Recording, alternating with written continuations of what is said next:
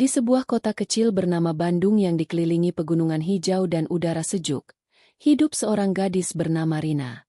Rina adalah wanita berusia 28 tahun, dengan rambut hitam panjang yang selalu diikat rapi, mata coklat yang penuh semangat, dan senyum yang bisa menyinari ruangan.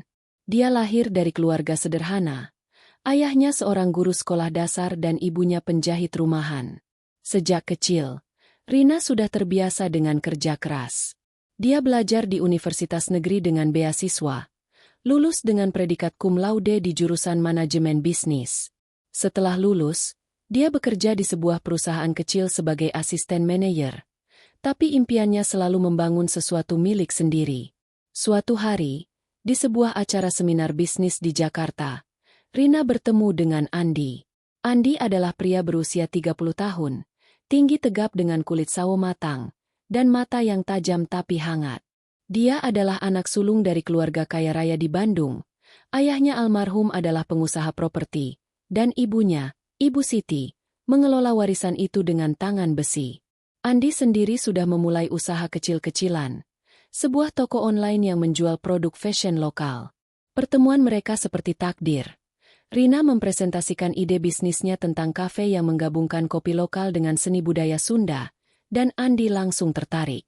Mereka bertukar nomor telepon, dan dari situlah benih cinta mulai tumbuh. Hubungan mereka berkembang cepat. Andi sering datang ke apartemen kecil Rina di pinggiran kota, membawa makanan favoritnya atau sekadar berdiskusi tentang mimpi-mimpi mereka. Rina suka cara Andi mendengarkan, tidak seperti pria lain yang pernah ditemuinya. Andi, di sisi lain, kagum dengan kecerdasan Rina. Bagaimana dia bisa menganalisis pasar dengan cepat, membuat rencana bisnis yang solid, dan tetap rendah hati. Setelah 6 bulan pacaran, Andi melamar Rina di sebuah taman indah di Lembang, dengan cincin berlian sederhana yang dia beli dari tabungannya sendiri, bukan dari warisan keluarga. Pernikahan mereka digelar di sebuah villa mewah milik keluarga Andi. Hari itu cerah. Angin sepal-sepal menerpa gaun putih Rina yang sederhana tapi elegan. Tamu undangan dari kedua belah pihak hadir. Meski keluarga Rina lebih sedikit dan sederhana dibandingkan keluarga Andi yang penuh dengan kerabat kaya. Ibu Siti, mertua Rina yang baru, adalah wanita berusia 55 tahun dengan penampilan glamor, rambut diwarnai coklat, memakai perhiasan emas yang berkilau, dan senyum yang tampak hangat tapi ada sesuatu yang dingin di matanya. Dia memeluk Rina dengan erat, berkata, "Selamat datang di keluarga kami, Nak. Kami senang sekali Andi memilihmu." Tapi di balik kata-kata itu, Ibu Siti sudah memindai Rina dari atas ke bawah, memikirkan latar belakangnya yang biasa saja. Lila, adik ipar Rina, adalah gadis berusia 25 tahun, cantik dengan kulit putih mulus dan gaya berpakaian trendy. Dia adalah anak bungsu Ibu Siti, manja dan selalu mendapatkan apa yang diinginkan. Lila bekerja sebagai influencer kecil-kecilan di Instagram, mempromosikan produk kecantikan. Saat pernikahan, Lila mendekati Rina dengan pelukan hangat. "Kak Rina, akhirnya aku punya kakak ipar. Kita harus sering shopping bareng ya."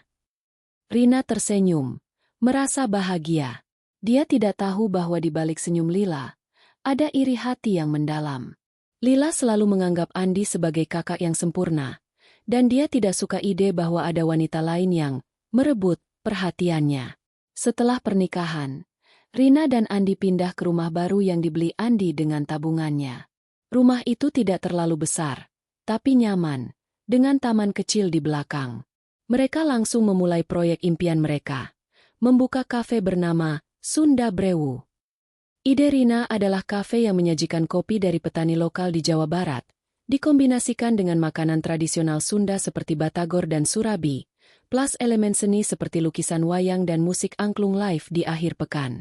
Andi mendukung penuh, dia mengurus bagian keuangan dan pemasok, sementara Rina menangani desain interior dan pemasaran. Pembukaan kafe itu sukses besar. Pada hari pertama, antrean panjang di depan pintu. Rina sibuk menyapa tamu, memastikan setiap cangkir kopi disajikan dengan sempurna. Andi berdiri di sampingnya, bangga melihat istrinya yang lincah. Ibu Siti dan Lila datang juga, membawa karangan bunga. "Wah, bagus sekali kafe ini," kata Ibu Siti sambil melihat-lihat. Kalian berdua cocok sekali. Lila mengambil foto untuk Instagramnya. Captionnya, dukung usaha kakak iparku yang baru. Sunda Brewu Family Business. Semua tampak harmonis. Tapi di balik itu, benih kebencian mulai tumbuh. Malam setelah pembukaan, di rumah besar Ibu Siti, dia dan Lila duduk di ruang tamu mewah. Mama, apa Andi beneran bahagia sama Rina itu? Tanya Lila sambil mengunyah camilan. Ibu Siti menghela napas. Entahlah, Nak. Rina itu dari keluarga biasa. Mama khawatir dia cuma manfaatin Andi. Lihat saja, kafe itu ide dia. Tapi duitnya dari mana? Pasti dari tabungan Andi. Lila mengangguk. Matanya menyipit. Iya, Aku lihat Rina tuh sombong. Sok pintar. Andi lebih pantas sama cewek yang selevel. Seperti temenku yang anak pengusaha itu. Ibu Siti bukan orang sembarangan. Dia menikah dengan ayah Andi karena cinta. Tapi setelah suaminya meninggal, dia mengelola bisnis properti dengan licik. Dia pernah memanipulasi kontrak untuk mendapatkan tanah murah. Dan tidak ragu menyingkirkan saingan. Bagi Ibu Siti, keluarga adalah segalanya. Tapi hanya yang pantas. Rina, dengan latar belakangnya yang sederhana, dianggap ancaman. Kita harus awasi mereka, kata Ibu Siti. Jangan sampai Rina nguasain Andi sepenuhnya. Kalau perlu, kita bantu, pisah, mereka demi kebaikan Andi. Sementara itu, Rina dan Andi menikmati bulan madu bisnis mereka. Setiap pagi, Rina bangun pagi, memasak sarapan untuk Andi, lalu mereka pergi ke kafe bersama. Aku senang banget, Mas, kata Rina suatu pagi sambil menyeduh kopi. Ini mimpi kita yang jadi nyata. Andi memeluknya dari belakang. Iya, sayang, kamu yang bikin semuanya mungkin. Aku cinta kamu. Mereka tertawa, tidak tahu badai yang akan datang. Beberapa minggu berlalu, kafe semakin ramai. Pelanggan datang dari berbagai kalangan. Dari mahasiswa hingga pejabat lokal. Rina pintar dalam pemasaran. Dia membuat akun Instagram untuk kafe, posting foto-foto estetik, dan bahkan mengadakan workshop kopi gratis untuk menarik pengunjung. Omset naik 200% dalam bulan pertama. Andi bangga. Tapi Ibu Siti mulai sering menelepon. Andi, Mama kangen. Datanglah ke rumah. Bawa Rina juga. Andi setuju. Dan mereka datang untuk makan malam. Di rumah Ibu Siti, semuanya tampak normal. Lila menyajikan makanan, bercerita tentang pekerjaannya. Tapi diam-diam, Ibu Siti mulai menyelidik. Rina, usaha kafe itu gimana? Pasti capek yang ngurus semuanya. Rina tersenyum. Iya, Bu. Tapi senang kok. Apalagi bareng Andi. Ibu Siti mengangguk, tapi dalam hati. Lihat saja, dia pasti akan tunjukin sifat aslinya. Malam itu, setelah pulang, Rina merasa ada yang aneh. Mas, Ibu kayaknya nggak suka aku deh, katanya sambil bergurau. Andi tertawa. Ah, nggak kok. Mama cuma khawatir aja. Tapi Rina, dengan instingnya yang tajam, mulai waspada. Dia ingat kata ibunya dulu. Hati-hati dengan mertua, Nak. Kadang mereka punya agenda sendiri. Hari-hari berlalu, kafe semakin berkembang. Rina merekrut karyawan, melatih mereka dengan telaten. Salah satu karyawan, seorang pemuda bernama Budi, sangat antusias. Mbak Rina, ide Mbak luar biasa. Kafe ini beda dari yang lain, katanya. Rina tersenyum, memberi motivasi. Andi sibuk dengan ekspansi. Merencanakan cabang kedua. Tapi Ibu Siti tidak tinggal diam. Dia mulai menelepon Andi lebih sering, mengeluh sakit kecil untuk menarik perhatian. Andi, Mama sendirian di rumah besar ini. Lila sibuk kerja. Andi merasa bersalah. Mulai pulang ke rumah ibunya lebih sering, kadang tanpa Rina. Lila memanfaatkan itu, bercerita buruk tentang Rina. Kak, aku denger Rina sering marah-marah ke karyawan loh. Kayaknya stres deh. Rina tidak tahu, tapi dia fokus pada usaha. Suatu hari, Dia menemukan resep kopi baru dari petani di Ciwidey dan mencobanya di kafe. Pelanggan suka, omset naik lagi. Ini berkat kamu, sayang, kata Andi. Mereka merayakan dengan makan malam romantis. Di akhir bab ini, semuanya masih penuh harapan. Rina dan Andi tidur nyenyak, memimpikan masa depan cerah. Tapi di rumah Ibu Siti, rencana licik mulai dirancang. Kita mulai dari yang kecil dulu, kata Ibu Siti pada Lila. Sebarkan rumor, biar Andi ragu. Lila tersenyum jahat. Siap, Ma. Rina terbangun pagi itu dengan semangat yang sama seperti biasanya. Cahaya matahari pagi menyelinap melalui jendela kamarnya, memantul di dinding berwarna krem yang dihiasi foto pernikahan mereka. Di sampingnya, Andi masih terlelap, napasnya teratur. Rina tersenyum kecil, mencium kening suaminya pelan sebelum bangkit untuk memulai hari. Di dapur kecil mereka, dia menyiapkan sarapan sederhana, nasi goreng dengan telur mata sapi dan segelas kopi hitam untuk Andi. Bau harum kopi Ciwidey yang dia gunakan untuk kafe memenuhi ruangan, mengingatkannya pada kesuksesan Sunda Brewu. Kafe itu kini bukan sekadar bisnis, tapi simbol cinta dan kerja keras mereka berdua.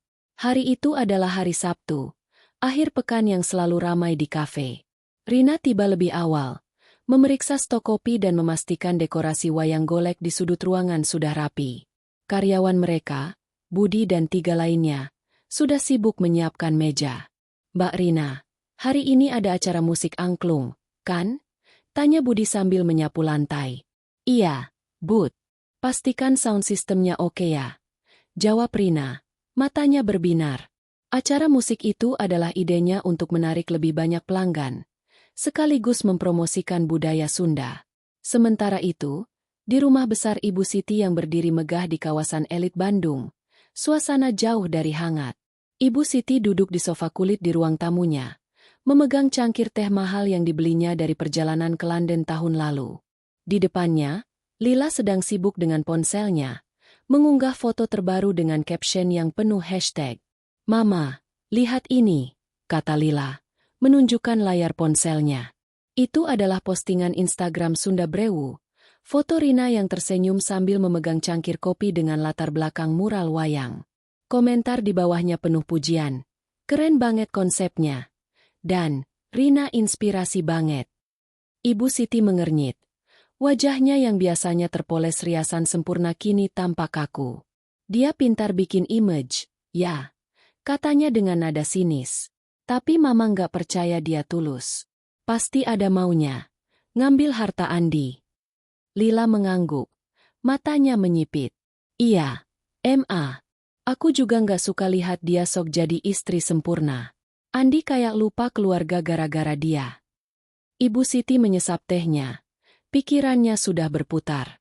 Kita mulai dari yang kecil dulu. Lila, buat Andi ragu. Perlahan-lahan. Kalau terlalu cepat, dia curiga. Rencana mereka dimulai di makan malam keluarga minggu itu. Ibu Siti mengundang Andi dan Rina ke rumahnya, dengan alasan kangen dan ingin berkumpul. Rina, yang selalu berusaha menjaga hubungan baik, setuju meski ada perasaan aneh di hatinya. Malam itu, dia mengenakan dress sederhana berwarna biru tua, rambutnya digelung rapi. Andi memuji. Kamu cantik banget, sayang. Rina tersenyum, tapi di dalam hatinya, dia teringat kata-kata ibunya. Mertua itu kadang seperti angin, kelihatan sejuk, tapi bisa bikin badai. Di rumah Ibu Siti, meja makan dipenuhi hidangan mewah, sate lilit, rendang, dan aneka kue tradisional. Lila menyapa Rina dengan pelukan hangat yang terasa sedikit dibuat-buat. Kak Rina, kafenya rame banget ya? Aku sampai nggak kebagian tempat kemarin. Katanya dengan tawa kecil. Rina tersenyum. Iya, Lil, makasih udah mampir. Nanti aku kasih diskon khusus buat kamu. Lila tertawa, tapi matanya tidak ikut tersenyum. Sepanjang makan malam, Ibu Siti mulai menabur benih keraguan. Dia bercerita tentang teman lamanya yang menikah dengan wanita dari keluarga sederhana. Tapi sayang, si istri ternyata cuma manfaatin harta suaminya. Begitu kaya, Dia kabur sama pria lain, katanya sambil melirik Andi. Andi hanya mengangguk, tidak terlalu memperhatikan. Rina, yang mendengar, tetap tersenyum, meski dadanya terasa sesak. Dia tahu cerita itu ditujukan untuknya. Setelah makan, Lila mengajak Andi ke ruang keluarga untuk melihat album foto keluarga. "Kak, ingat nggak waktu kita kecil? Mama selalu bilang, keluarga itu nomor satu," katanya dengan nada manja. Andi tertawa, mengangguk. Lila melanjutkan, "Sekarang kakak sibuk banget sama kafe. Aku sama mama kangen loh." Andi menghela napas. "Iya, Lil. Aku coba luangin waktu lebih banyak ya." Rina, yang mendengar dari kejauhan, pura-pura sibuk membantu pembantu membersihkan meja, tapi telinganya menangkap setiap kata. Keesokan harinya, benih kebencian itu mulai menyebar di luar rumah. Lila, dengan koneksi media sosialnya yang luas, mulai mengunggah cerita-cerita halus di Instagram. Dia memposting foto dirinya dan Ibu Siti dengan caption, "Family is everything. Kadang orang baru bikin kita lupa yang paling penting." Postingan itu tidak menyebut nama, tapi beberapa teman Lila yang tahu tentang pernikahan Andi mulai berkomentar. "Maksudnya siapa, sih?" Lila hanya membalas dengan emoji tersenyum, membiarkan spekulasi menyebar. Di kafe, Rina mulai merasakan ada yang aneh. Beberapa pelanggan tetap, yang biasanya ramah, mulai bertanya dengan nada aneh. "Mbak Rina, bener nggak sih kafe ini cuma proyek pribadi, bukan bareng suami?" tanya seorang pelanggan, seorang ibu-ibu yang sering datang. Rina tertawa. "Bukan, Bu. Ini usaha bareng sama Andi. Kami tim yang solid." Tapi pertanyaan itu membuatnya curiga. Malam itu, dia memeriksa media sosial dan menemukan postingan Lila. Hatinya berdesir, tapi dia tidak bilang apa-apa pada Andi. "Jangan buru-buru bereaksi," pikirnya. "Aku harus cerdas." Untuk menetralkan situasi, Rina memutuskan membuat kejutan untuk Andi. Dia memesan tiket untuk mereka berdua ke Yogyakarta untuk akhir pekan. Libur singkat untuk merayakan 3 bulan pernikahan mereka. "Mas, kita perlu refreshing. Kafe udah stabil, kita ambil 2 hari aja," katanya dengan mata berbinar. Andi, yang sedang stres karena omset toko online-nya agak turun, setuju. "Ide bagus. Sayang, aku kangen quality time sama kamu." Perjalanan ke Yogyakarta berjalan indah. Mereka mengunjungi Candi Borobudur, berjalan-jalan di Malioboro, dan makan gudeg di warung kecil yang romantis. Rina sengaja tidak membawa ponselnya kemana-mana, ingin fokus pada Andi. Di malam terakhir, mereka duduk di tepi sungai, melihat lampu-lampu kota. "Aku nggak pernah nyesel nikah sama kamu," kata Andi, memegang tangan Rina. Rina tersenyum. "Aku juga, Mas. Kita lawan apa aja bareng, ya?" Andi mengangguk, tidak tahu bahwa apa aja itu akan segera datang. Sementara itu, di Bandung, Ibu Siti dan Lila tidak tinggal diam. Lila menghubungi teman-temannya yang punya koneksi di komunitas bisnis lokal. "Cari tahu soal kafe Rina itu," pinta Ibu Siti. "Cari kelemahan apa aja. Entah suppliernya bermasalah atau apa. Kita harus buat Andi lihat Rina nggak sehebat yang dia pikir." Lila, yang paham media sosial, mulai menyebar komentar anonim di grup-grup lokal. "Sunda Brewu bagus sih, tapi katanya si ownernya agak sombong. Hati-hati deh." Komentar-komentar itu mulai menarik perhatian, meski belum besar. Rina kembali dari Yogyakarta dengan semangat baru. Tapi saat membuka Instagram kafe, dia melihat beberapa komentar negatif. "Pelayanannya biasa aja, mahal pula," tulis satu akun anonim. Rina mengerutkan kening. Dia tahu kafe mereka selalu dapat ulasan bagus, dan pelayanan adalah prioritasnya. Dia memanggil Budi. "Bud, kamu notice apa-apa aneh nggak sama pelanggan akhir-akhir ini?" Budi menggeleng, tapi wajahnya serius. "Mbak, kayaknya ada yang sengaja nyebarin gosip. Aku dengar dari teman. Ada yang bilang Mbak Rina nggak ramah." Rina tidak panik. Dia duduk di kantor kecil di belakang kafe, membuka laptopnya, dan mulai mencatat. Ini bukan kebetulan, pikirnya. Dia ingat postingan Lila, nada Ibu Siti dimakan malam, dan pertanyaan aneh dari pelanggan. Instingnya mengatakan sesuatu sedang direncanakan. Tapi dia tidak ingin Andi tahu dulu. Dia tidak mau suaminya terjebak di tengah konflik keluarga. Kalau ini perang, aku harus main cerdas, gumamnya. Malam itu, Rina membuat rencana. Dia akan fokus menjaga kafe tetap sukses, sambil mengumpulkan bukti. Dia memasang aplikasi pelacak komentar di media sosial untuk melihat pola akun-akun anonim. Dia juga meminta Budi untuk lebih waspada, mencatat pelanggan yang bertanya hal-hal aneh. Kita nggak cuma jualan kopi, Bud. Kita jaga reputasi, katanya. Budi mengangguk. Siap, Mbak.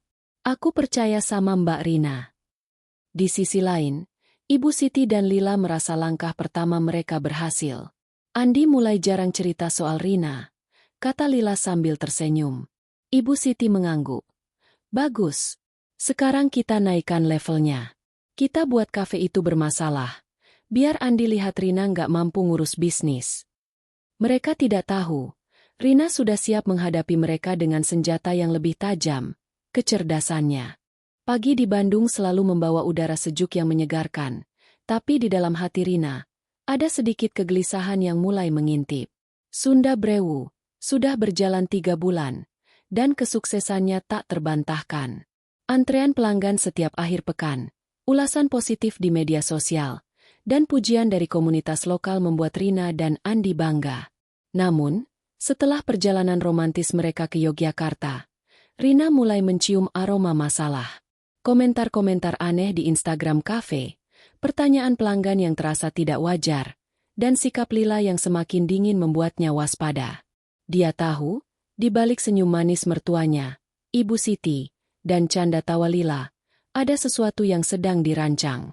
Hari itu adalah hari Senin, waktu yang biasanya sepi di kafe.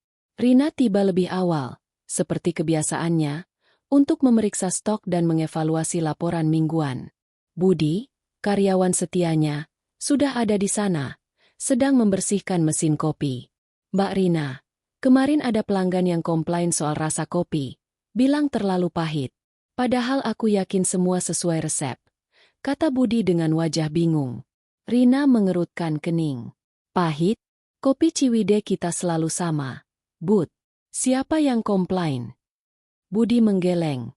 Wanita, umur 30-an, nggak bilang nama. Dia langsung pergi setelah ngomel. Rina mencatat kejadian itu di buku catatannya, yang kini penuh dengan pengamatan kecil tentang hal-hal aneh. Dia mulai curiga bahwa ini bukan sekadar keluhan biasa. Dia berjalan ke ruang belakang, tempat CCTV kafe dipasang.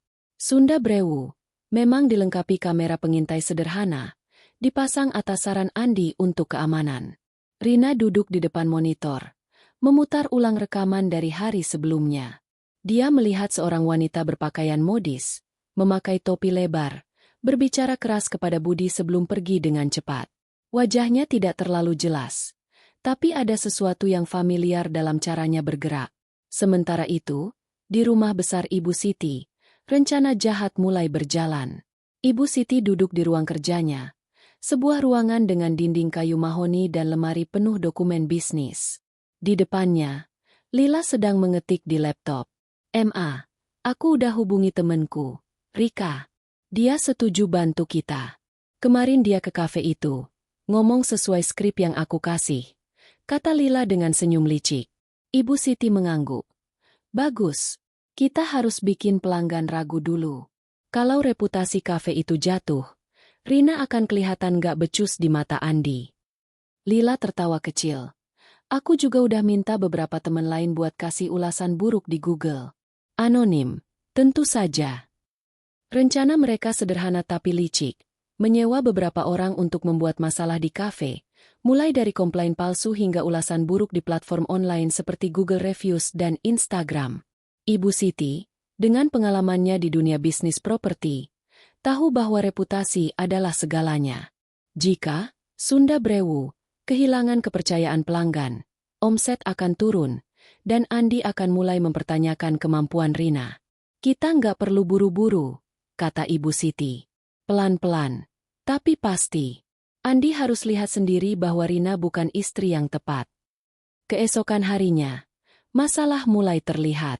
Rina sedang melayani pelanggan ketika tiba-tiba seorang pria parubaya, mengenakan kemeja batik dan kacamata, berteriak di tengah kafe. "Ini apa-apaan? Kopi saya ada serangga," katanya dengan suara keras, menarik perhatian pelanggan lain. Rina segera mendekat, tetap tenang meski jantungnya berdegup kencang. "Maaf, Pak, bisa saya lihat?" Dia memeriksa cangkir pria itu, dan memang ada seekor serangga kecil di permukaan kopi. Rina tahu ini tidak mungkin. Dapur mereka selalu bersih, dan proses pembuatan kopi diawasi ketat. Tapi dia tidak ingin memperpanjang masalah di depan pelanggan. "Kami minta maaf, Pak. Ini kami ganti dengan yang baru, gratis," katanya dengan senyum profesional. Pria itu tetap menggerutu tapi akhirnya menerima kopi baru dan pergi. Rina segera ke ruang belakang, memeriksa CCTV lagi. Rekaman menunjukkan pria itu dengan sengaja mengeluarkan sesuatu dari sakunya dan memasukkannya ke cangkir saat Budi tidak melihat. "Sabun," gumam Rina. Matanya menyipit. Dia menyimpan rekaman itu di flash disk, bertekad untuk mencari tahu siapa di balik ini. Malam itu, saat Rina dan Andi makan malam di rumah, Rina memutuskan untuk tidak menceritakan insiden hari itu. Andi tampak lelah. Bisnis online-nya sedang menghadapi masalah dengan pemasok. "Sayang, aku mungkin harus ke Jakarta minggu depan. Ada masalah dengan pengiriman," katanya sambil menghela napas. Rina memegang tangannya. "Tenang, Mas. Kita atasi bareng. Kafe juga lagi rame. Aku urus dulu." Andi tersenyum. "Kamu selalu bisa diandalkan, Rin." Tapi di kafe, masalah terus datang. Dalam 3 hari berikutnya, ada 3 komplain lagi. 1 tentang makanan yang basi, 1 tentang pelayanan yang lambat, dan 1 lagi tentang bau aneh di toilet. Semua terasa dibuat-buat, tapi dampaknya nyata.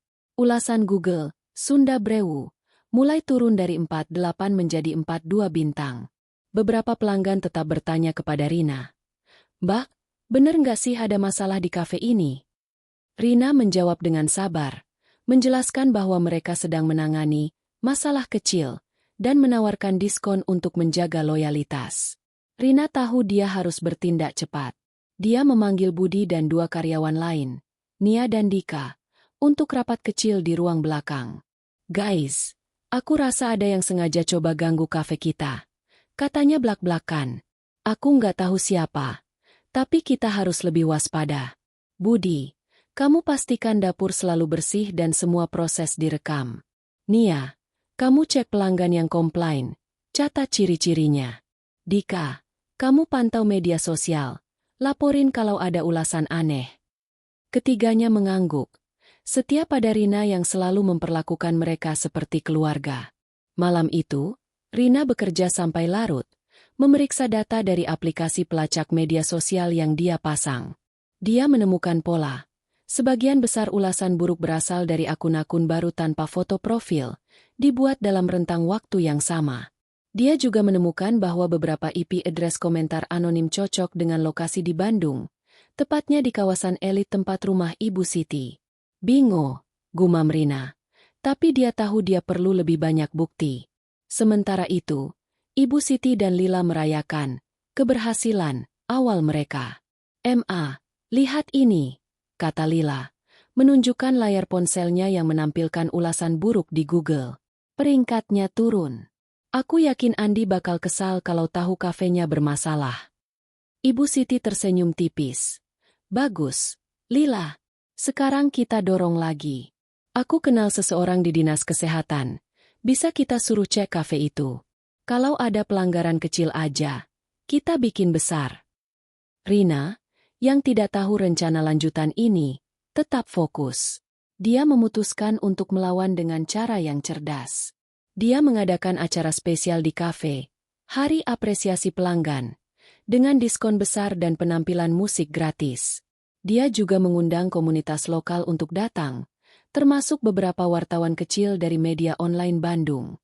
Jika mereka ingin main kotor Aku akan main bersih tapi cerdas, pikirnya. Acara itu sukses besar. Kafe penuh sesak, dan ulasan positif kembali mengalir. Wartawan menulis artikel tentang Sunda Brewu sebagai kafe yang peduli budaya dan pelanggan. Tapi Ibu Siti tidak menyerah. Dia menghubungi kontaknya di Dinas Kesehatan, mengatur inspeksi mendadak dengan dalih aduan pelanggan. 2 hari kemudian, 2 petugas datang ke kafe, memeriksa dapur dan toilet dengan teliti. Rina, yang sudah mempersiapkan semuanya dengan standar tinggi, menyambut mereka dengan ramah. "Silakan diperiksa, Pak. Kami selalu jaga kebersihan," katanya. Petugas tidak menemukan pelanggaran. Tapi Rina tahu ini bukan akhir. Malam itu, Rina duduk di kamarnya, membuka laptop. Dia menyalin semua rekaman CCTV yang mencurigakan ke hard drive eksternal. Dia juga menghubungi seorang teman dari universitas, Dedi, yang paham teknologi. "Didi, aku butuh bantuan. Bisa nggak lacak akun-akun anonim ini lebih dalam?" Dedi setuju. "Beres, Rin. Kasih aku waktu 2 hari." Rina tersenyum, merasa sedikit lebih tenang. Dia tahu pertarungan ini baru dimulai. Tapi dia tidak akan menyerah. Di rumah Ibu Siti, Lila sedang merencanakan langkah berikutnya.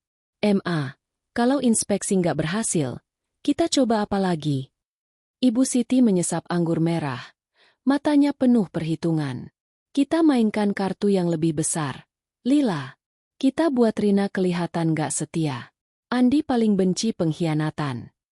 Lila tersenyum lebar. "Aku suka ide ini, Ma." Rina, di sisi lain, tidur dengan hati yang teguh. Dia tahu badai sedang datang. Tapi dia siap. "Kalian pikir aku lemah?" gumamnya sambil memandang foto pernikahannya dengan Andi. "Tapi aku akan buktikan. Aku lebih kuat dari yang kalian kira." Hari itu dimulai dengan cerah di Bandung. Langit biru tanpa awan menyapa Rina saat ia membuka pintu Sunda Brewu. Bau kopi segar dan aroma batagor yang sedang digoreng di dapur membuatnya tersenyum.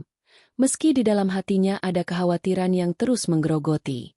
Setelah serangan komplain palsu dan inspeksi Dinas Kesehatan yang gagal, Rina tahu Ibu Siti dan Lila tidak akan berhenti. Instingnya, yang terasah dari tahun-tahun bekerja keras dan belajar dari kegagalan, mengatakan bahwa musuhnya sedang merencanakan sesuatu yang lebih besar. Namun, Rina bukan tipe yang mudah panik. Ia duduk di meja kecil di sudut kafe, menyeruput kopi hitam, dan membuka laptopnya untuk memeriksa laporan harian. "Kita lihat siapa yang lebih cerdas," gumamnya pada diri sendiri. Sementara itu, di rumah megah Ibu Siti, suasana jauh lebih gelap.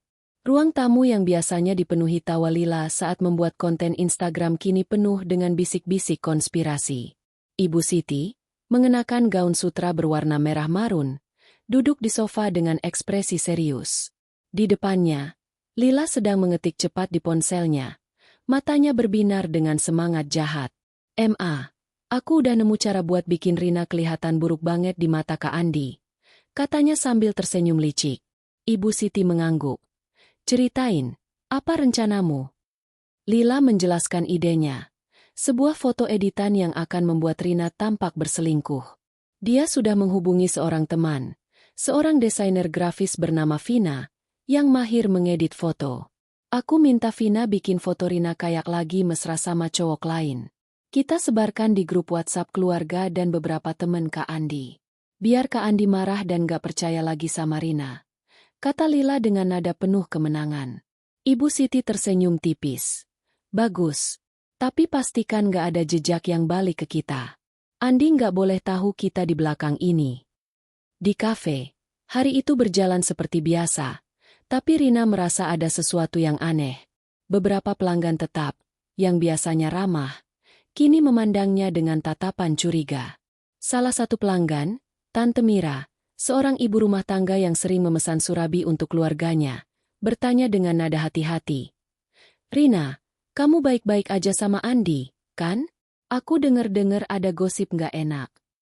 Rina tersenyum, meski dadanya terasa sesak. "Baik-baik aja, Tante. Gosip itu biasa, kan? Kami fokus ke kafe aja." Jawabnya dengan nada santai. Tapi setelah Tante Mira pergi, Rina segera memanggil Budi. Bud, kamu dengar apa-apa soal gosip tentang aku? Budi menggeleng, tapi wajahnya menunjukkan kekhawatiran. Mbak, kayaknya ada yang sengaja nyebarin cerita. Aku dengar dari teman, katanya ada foto aneh beredar. Rina langsung waspada. Dia kembali ke ruang belakang, membuka ponselnya, dan memeriksa grup WhatsApp keluarga Andi. Tidak ada apa-apa di sana, tapi dia mendapat pesan dari sepupu Andi, Rudi, yang tinggal di Jakarta. Rin, ini beneran kamu, tulis Rudi, disertai lampiran foto. Rina membuka gambar itu, dan jantungnya hampir berhenti. Foto itu menunjukkan dirinya sedang duduk di sebuah restoran, berhadapan dengan seorang pria yang memegang tangannya. Wajah pria itu tidak jelas, tapi Rina tampak tersenyum mesra. Masalahnya, Rina tahu dia tidak pernah berada di situasi seperti itu. Ini editan, gumamnya. Tangannya gemetar karena marah. Malam itu, Andi pulang dari Jakarta dengan wajah muram. Dia baru saja menyelesaikan urusan dengan pemasok. Tapi sepertinya ada yang lain yang mengganggunya. Rina menyambutnya dengan senyum. Tapi Andi hanya mengangguk singkat. Mas, kamu kenapa? Capek banget. Tanya Rina sambil menyajikan makan malam. Andi menghela napas. Bukan capek, Rin. Aku dengar sesuatu yang gak enak dari Rudi. Dia kirim foto kamu sama cowok lain. Apa itu beneran? Nada Andi penuh keraguan. Sesuatu yang belum pernah Rina dengar sebelumnya. Rina merasa seperti ditampar. Tapi dia menahan emosinya. Mas, kamu percaya aku, kan? Foto itu editan. Aku nggak pernah ketemu cowok lain selain urusan bisnis. Katanya dengan tenang, meski di dalam hatinya dia ingin berteriak. Andi memandangnya lama, lalu mengangguk pelan. Aku percaya kamu, Rin. Tapi aku nggak suka gosip ini. Mama juga tanya-tanya soal kamu tadi. Rina tersenyum tipis. Tenang, Mas. Aku akan cari tahu siapa di balik ini. Setelah Andi tidur, Rina duduk di ruang tamu dengan laptopnya. Dia menghubungi Dedi, teman kuliahnya yang paham teknologi. Didi, aku kirim foto. Bisa nggak cek apakah ini editan? Dan kalau bisa, lacak asalnya. Pintanya. Dedi, yang selalu antusias membantu, setuju. Beres. Rin, kasih aku 1 hari. Kalau ini editan, aku bisa tahu dari metadatanya. Rina menghela napas lega, tapi dia tahu waktu sangat penting. Jika foto itu menyebar lebih luas, reputasinya bisa hancur, dan Andi mungkin mulai goyah. Keesokan harinya, foto itu mulai viral di kalangan kecil keluarga dan teman-teman Andi. Lila, yang berada di balik semua ini, memastikan foto itu sampai ke grup WhatsApp komunitas bisnis Bandung, dengan pesan anonim. Hati-hati sama owner Sunda Brewu, katanya suka main belakang. Rina mendapat telepon dari beberapa pelanggan setia yang bingung, dan bahkan Budi melaporkan bahwa ada pelanggan yang bertanya langsung soal gosip itu. Rina tetap tenang di depan timnya, tapi di dalam, dia mendidih. Ini sudah keterlaluan, pikirnya. Dedi menghubungi Rina sore itu dengan kabar baik. Rin, foto ini editan. Wajahmu diambil dari foto Instagram cafe, bagian tubuhnya dari stok foto. Aku lacak IP-nya, berasal dari provider internet di kawasan Dago Atas, dekat rumah mertuamu. Rina menggenggam ponselnya erat. Dago Atas? Itu rumah Ibu Siti, katanya pelan. Dedi melanjutkan, aku juga nemu akun yang pertama kali upload foto ini di server cloud. Nama akunnya, Vina Design. Mungkin itu petunjuk. Rina mengucapkan terima kasih. Pikirannya berputar cepat. Rina tahu dia harus bertindak cerdas, bukan emosional. Dia tidak ingin langsung menuduh Ibu Siti dan Lila, karena itu bisa memperburuk hubungannya dengan Andi. Sebaliknya, dia memutuskan untuk membuktikan ketidakbersalahannya dengan cara yang elegan.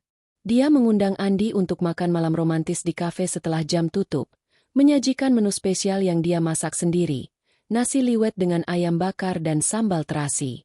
Mas, aku tahu kamu lagi bingung soal gosip itu, Katanya sambil memegang tangan Andi. Aku udah minta temen cek foto itu. Dan ternyata editan. Aku cuma minta kamu percaya sama aku. Kayak dulu. Andi memandang Rina. Matanya penuh penyesalan. Aku nggak seharusnya ragu. Sayang. Aku cuma. Mama sama Lila terus bilang-bilang soal kamu. Aku bingung. Rina tersenyum. Meski hatinya terluka mendengar nama mertua dan iparnya. Nggak apa-apa, Mas. Kita fokus ke depan aja. Kafe kita lagi bagus. Aku nggak mau ini rusak gara-gara gosip. Andi mengangguk, memeluk Rina erat. Untuk melawan serangan di media sosial, Rina membuat strategi baru.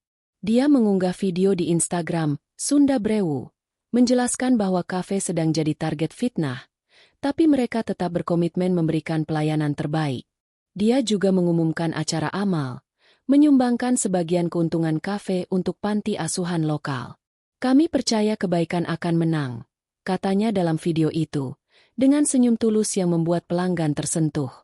Postingan itu mendapat ribuan like dan komentar dukungan, perlahan menenggelamkan gosip jahat. Sementara itu, Lila panik saat melihat respons positif untuk Rina. Ini nggak berhasil. Orang-orang malah dukung dia, katanya dengan kesal. Ibu Siti, yang sedang membaca koran di ruang kerjanya, menutup koran dengan keras. Tenang, Lila. Rina mungkin pintar, tapi dia nggak bisa lawan kita selamanya. Kita naikkan taruhannya. Kita buat Andi benar-benar marah. Lila mengangguk, matanya penuh dendam. Aku punya ide. Kita bikin dokumen palsu. Kayak Rina punya hutang besar. Andi pasti nggak suka kalau tahu kafenya bermasalah. Rina, di kafe, tidak tahu tentang rencana baru ini. Tapi dia tidak lengah. Dia menyimpan semua bukti yang diberikan Dedi, termasuk laporan IP address dan nama, Vina Design. Dia juga mulai mencari tahu tentang Vina, menemukan bahwa dia adalah teman Lila dari komunitas influencer. Jadi ini permainan kalian, gumam Rina, matanya penuh tekad. Dia tahu pertarungan ini jauh dari selesai, tapi dia siap menghadapi apapun yang datang. Kalian pikir aku akan menyerah? Lihat saja nanti, katanya pada bayangannya di cermin. Di rumah, Rina memeluk Andi sebelum tidur, berjanji pada dirinya sendiri untuk melindungi pernikahan dan usaha mereka. Dia tahu Ibu Siti dan Lila sedang menyiapkan jebakan baru, tapi Rina bukan mangsa yang mudah ditaklukkan. Dengan kecerdasannya, dia akan membalikan keadaan, satu langkah pada satu waktu. Langit Bandung pagi itu diselimuti kabut tipis, memberikan suasana sejuk yang kontras dengan gejolak di hati Rina. Setelah berhasil membuktikan bahwa foto editan yang menyebar adalah ulasan palsu, Rina merasa telah memenangkan pertempuran kecil. Namun, dia tahu perang belum selesai. Ibu Siti dan Lila, dengan segala kelicikan mereka, pasti sedang merencanakan langkah berikutnya. Rina duduk di sudut kafe, Sunda Brewu, menyeruput teh chamomile untuk menenangkan pikirannya. Di depannya, laptop terbuka menampilkan laporan dari Dedi, teman kuliahnya yang ahli teknologi. Bukti bahwa foto editan berasal dari IP address di kawasan Dago Atas, rumah Ibu Siti, adalah kartu as yang Rina simpan rapat-rapat.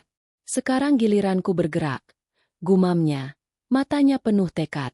Di rumah megah Ibu Siti, suasana penuh ketegangan. Lila duduk di sofa dengan wajah cemberut. Ponselnya penuh dengan notifikasi dari teman-temannya yang mulai mempertanyakan gosip tentang Rina.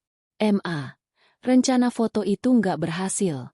Rina malah dapat simpati dari orang-orang. Keluh Lila sambil melempar ponselnya ke bantal. Ibu Siti, yang sedang menyiram anggrek di sudut ruangan, menoleh dengan ekspresi dingin. Kamu terlalu gegabah. Lila, kita harus lebih hati-hati. Rina lebih pintar dari yang kita kira. Tapi dia nggak akan bisa lawan kita kalau kita main di level yang lebih dalam. Lila mengangguk. Apa rencana selanjutnya, Ibu Siti duduk, menyesap teh hijau dari cangkir porselen antik. Kita buat Rina dan Andi bertengkar dari dalam. Kita manfaatkan Lila untuk mendekati Andi, buat dia merasa Rina nggak cukup baik. Dan kita mulai serang kafe itu dari sisi bisnis. Aku punya kenalan di bank. Bisa kita atur supaya kafe mereka kelihatan bermasalah finansial. Lila tersenyum lebar. Aku suka ini, Ma. Aku tahu caranya bikin Kak Andi bingung. Aku akan mainkan peran adik yang polos. Sementara itu, Rina memulai strategi balasannya dengan langkah yang halus namun cerdas. Dia tahu menuduh Ibu Siti dan Lila secara langsung akan membuatnya terlihat seperti penutup masalah di mata Andi. Sebaliknya, dia memutuskan untuk memecah belah mereka dari dalam. Rina menghubungi sebuah toko bunga online dan memesan karangan bunga besar untuk dikirim ke rumah Ibu Siti, dengan kartu ucapan anonim yang bertuliskan, "Terima kasih atas dukunganmu, Lila. Kamu selalu jadi yang terbaik. Teman rahasia." Rina sengaja membuat pesan itu ambigu, berharap Ibu Siti akan curiga bahwa Lila punya agenda sendiri. Karangan bunga itu tiba keesokan harinya, saat Ibu Siti dan Lila sedang sarapan. Ibu Siti membaca kartu itu dengan alis terangkat. "Lila, ini dari siapa?" tanyanya dengan nada curiga. Lila, yang sama sekali tidak tahu, menggeleng bingung. "Nggak tahu, Ma. Mungkin dari temanku? Aku kan influencer. Banyak yang kirim hadiah." Ibu Siti tidak puas dengan jawaban itu. "Hati-hati, Lila. Jangan sampai kamu main belakang sama Mama. Kita satu tim." Lila tersinggung. "Ma, aku setia sama Mama. Ini pasti cuma fans." Tapi benih kecurigaan sudah ditanam, dan Rina tahu itu akan melemahkan kerja sama mereka. Di kafe, Rina fokus menjaga bisnis tetap berjalan. Dia memperkenalkan menu baru, kopi susu dengan gula aren dan kue tradisional Sunda yang dibuat oleh pengrajin lokal.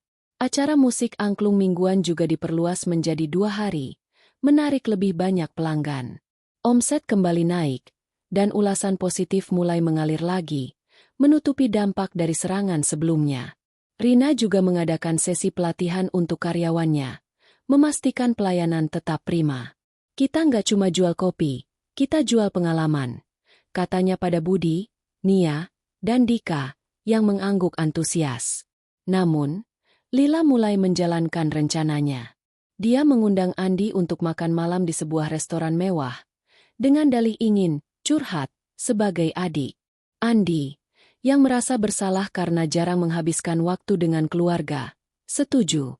Di restoran, Lila berpakaian anggun, rambutnya dikuncir longgar untuk menonjolkan pesonanya. "Kak, aku kangen masa kecil kita. Dulu kakak selalu jagain aku," katanya dengan mata berkaca-kaca.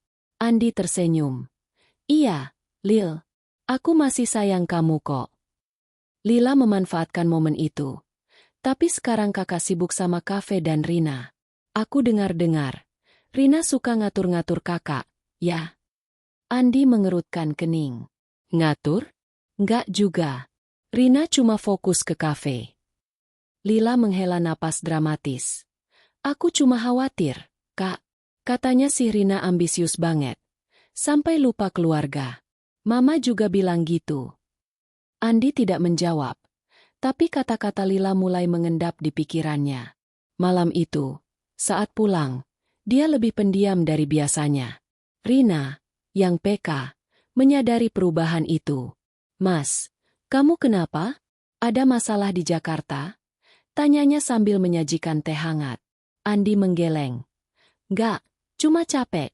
Aku tidur duluan ya." Rina mengangguk, tapi hatinya berdesir. "Lila," pikirnya. "Pasti dia." Rina tidak tinggal diam. Dia tahu Lila sedang mencoba memengaruhi Andi, jadi dia melipat gandakan usahanya untuk memperkuat hubungan mereka. Dia mengatur malam kencan di rumah, lengkap dengan lilin dan musik lembut. Dia memasak ayam rica-rica, makanan favorit Andi, dan mereka menghabiskan malam itu berbagi cerita tentang impian mereka. "Mas, aku tahu akhir-akhir ini kamu banyak pikiran. Tapi aku janji, kita akan lewatin semua ini bareng," kata Rina sambil memegang tangan Andi. Andi tersenyum. "Aku tahu, sayang. Aku cuma kadang bingung sama omongan Mama sama Lila."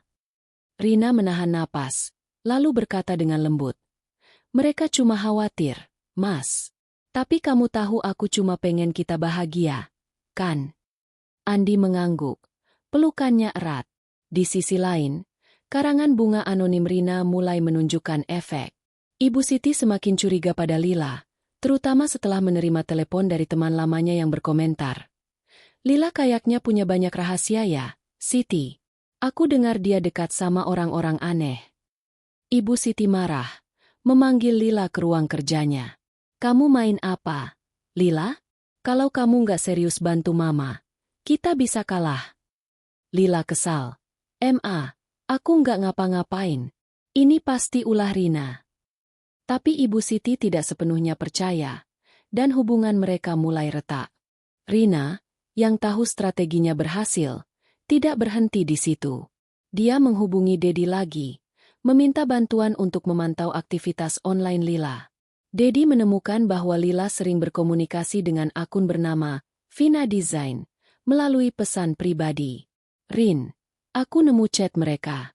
Mereka ngomongin rencana bikin dokumen palsu soal hutang kafe, kata Dedi melalui telepon. Rina menggenggam ponselnya erat. Dokumen palsu? Mereka main kotor banget, katanya. Dia meminta Dedi untuk menyimpan semua bukti, termasuk tangkapan layar chat. Untuk memperkuat posisinya, Rina mulai membangun aliansi. Dia mengundang Tante Mira, pelanggan setia yang juga teman Ibu Siti, untuk minum kopi di kafe. Dengan hati-hati, Rina bercerita tentang gosip aneh yang beredar tanpa menyebut nama. Tante, aku cuma pengen kafe ini jadi kebanggaan keluarga. Tapi kayaknya ada yang gak suka, katanya dengan nada sedih. Tante Mira, yang sudah menyukai Rina, berjanji akan bicara dengan Ibu Siti. Tenang, Rina. Aku tahu kamu orang baik. Aku akan bantu jelasin ke Siti, katanya. Rina juga menghubungi beberapa kerabat netral dari keluarga Andi, seperti Rudi, sepupunya di Jakarta. Dia mengirimkan bukti bahwa foto itu editan, lengkap dengan laporan Dedi, dan meminta Rudi untuk tidak menyebarkan gosip lagi. Rudi, yang merasa bersalah, setuju. Maaf, Rin. Aku nggak tahu itu palsu. Aku dukung kalian, katanya. Rina tersenyum, tahu bahwa setiap sekutu baru adalah langkah menuju kemenangan. Sementara itu, Lila mulai panik. Dia menyadari rencana foto tidak berhasil, dan hubungannya dengan Ibu Siti mulai tegang karena kecurigaan. Kita harus cepat. Rina kayaknya tahu apa-apa, katanya suatu malam. Ibu Siti mengangguk. Tenang, dokumen hutang itu udah disiapkan. Minggu depan, kita kirim ke Andi. Dia akan marah besar kalau tahu kafenya bermasalah. Lila tersenyum.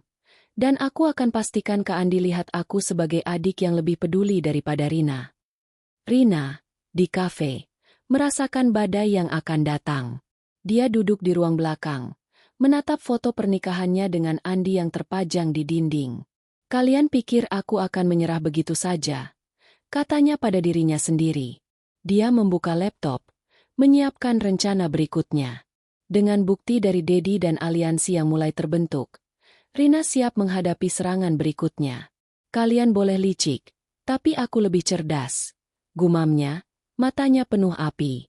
Cahaya pagi menyelinap melalui jendela kafe, Sunda Brewu, menciptakan siluet lembut di lantai kayu yang baru dipoles. Rina berdiri di belakang meja kasir, memeriksa laporan omset mingguan sambil menyeruput kopi hitam favoritnya. Di luar, pelanggan mulai berdatangan. Beberapa di antaranya adalah wajah-wajah baru yang tertarik dengan acara amal yang baru saja diselenggarakan. Kesuksesan kafe itu seperti perisai bagi Rina, tapi dia tahu perisai itu rapuh jika musuhnya, Ibu Siti dan Lila, terus menyerang. Setelah berhasil mematahkan serangan foto editan, Rina merasa berada di atas angin, tapi instingnya mengatakan bahwa badai yang lebih besar sedang menanti. Di rumah megah Ibu Siti, suasana jauh dari tenang. Karangan bunga anonim yang dikirim Rina telah menciptakan retakan kecil di antara Ibu Siti dan Lila. Ibu Siti, yang terbiasa memegang kendali, mulai mempertanyakan loyalitas Lila. Kamu yakin gak main belakang, Lila? Mama gak suka rahasia, katanya tajam saat mereka sarapan bersama. Lila, yang merasa tersudut, membela diri. Aku bilangkan itu cuma hadiah dari fans. Mama kok curigaan sama aku? Ibu Siti tidak menjawab, tapi matanya penuh perhitungan. Dia tahu mereka harus bersatu untuk menjatuhkan Rina, tapi kecurigaan itu membuatnya lebih berhati-hati dengan Lila. Rencana baru mereka kini lebih berbahaya. Memalsukan dokumen hutang untuk membuat Sunda Brewu tampak bermasalah secara finansial. Ibu Siti, dengan koneksi lamanya di dunia bisnis, menghubungi seorang mantan pegawai bank bernama Pak Bima, yang dulu pernah membantunya dalam urusan properti. Bima, aku butuh dokumen yang kelihatan sah. Buat seolah-olah kafe itu pinjam uang besar dan gagal bayar. Katanya melalui telepon dengan nada dingin. Pak Bima, yang masih berutang budi pada Ibu Siti, setuju. Berikan saya 3 hari, Bu. Saya akan buat rapi. Jawabnya. Lila, yang mendengar percakapan itu, tersenyum lebar. Kalau Kak Andi tahu kafenya bermasalah, dia pasti marah sama Rina. Katanya penuh semangat. Sementara itu, Rina tetap waspada. Dia tahu serangan berikutnya akan datang, meski belum tahu bentuknya. Dia terus memantau media sosial kafe dan memperkuat hubungan dengan pelanggan melalui acara-acara kecil, seperti kelas mencicipi kopi lokal. Dia juga menjalin komunikasi lebih erat dengan Tante Mira, pelanggan setia yang mulai menjadi sekutunya. Rina, aku bicara sama Siti kemarin. Aku bilang kamu orang baik, tapi dia kayaknya nggak sreg sama kamu, kata Tante Mira saat mampir ke kafe. Rina tersenyum. Makasih, Tante. Aku cuma pengen jaga hubungan baik sama keluarga Andi. Tante Mira mengangguk. Kalau ada apa-apa, bilang sama aku ya. Di rumah, Rina berusaha menjaga hubungan dengan Andi tetap hangat. Namun, dia mulai merasakan perubahan kecil dalam sikap suaminya. Andi sering pulang dengan wajah lelah, dan meski dia tetap penuh kasih, ada nada keraguan dalam percakapannya. Suatu malam, saat mereka makan malam, Andi berkata, "Rin, Mama telepon tadi. Dia bilang kita harus lebih hati-hati sama bisnis. Katanya, kafe itu mungkin terlalu besar buat kita." Rina menahan napas, menjaga senyumnya. "Mas, kafe kita baik-baik aja. Omset naik, pelanggan puas. Mama mungkin cuma khawatir." Andi mengangguk, tapi matanya tidak sepenuhnya yakin. Keesokan harinya, serangan baru datang. Andi menerima sebuah amplop coklat yang dikirim ke rumah mereka, tanpa pengirim jelas. Di dalamnya ada dokumen yang tampak resmi, lengkap dengan stempel bank, yang menyatakan bahwa Sunda Brewu memiliki utang sebesar 500 juta rupiah yang belum dilunasi. Dokumen itu juga menyebutkan bahwa Rina, sebagai pengelola kafe, menandatangani pinjaman itu tanpa sepengetahuan Andi. Andi, yang membaca dokumen itu saat sarapan, memucat. "Rin, ini apa?" tanyanya dengan suara bergetar, menunjukkan kertas itu. Rina, yang baru saja keluar dari kamar mandi, kaget melihat ekspresi Andi. Dia mengambil dokumen itu, membacanya dengan cepat. Jantungnya berdegup kencang, tapi dia tetap tenang. "Mas, ini nggak bener. Aku nggak pernah pinjam uang sebanyak ini. Kafe kita nggak punya utang. Semua dana dari tabungan kita," katanya dengan tegas. Andi menghela napas. "Tapi ini stempel bank, Rin. Kelihatan sah." Rina memegang tangan Andi. "Beri aku waktu sehari, Mas. Aku akan buktikan ini palsu." Rina segera menghubungi Dedi, yang kini menjadi sekutu terpercayanya. "Didi, aku kirim dokumen. Bisa cek keasliannya? Ini soal utang kafe, tapi aku yakin ini palsu," katanya melalui telepon. Dedi, yang sedang bekerja di kantor IT-nya, setuju. "Kirim aja, Rin. Aku cek nomor dokumen dan stempelnya. Kalau ini palsu, pasti ada celah." Rina juga menghubungi pengacara teman kuliahnya, Maya, yang paham hukum bisnis. "Maya, aku butuh bantuan. Ada dokumen aneh soal utang kafe. Bisa bantu cek legalitasnya?" Maya, yang selalu kagum pada ketangguhan Rina, langsung setuju.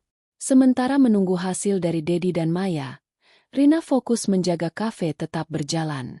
Dia memperhatikan bahwa beberapa pelanggan mulai bertanya tentang masalah keuangan kafe, yang jelas-jelas berasal dari gosip yang disebarkan Lila. Rina tidak panik. Dia mengadakan sesi terbuka di kafe, mengundang pelanggan untuk melihat proses pembuatan kopi dan menjelaskan bahwa kafe berjalan dengan baik secara finansial. Kami transparan.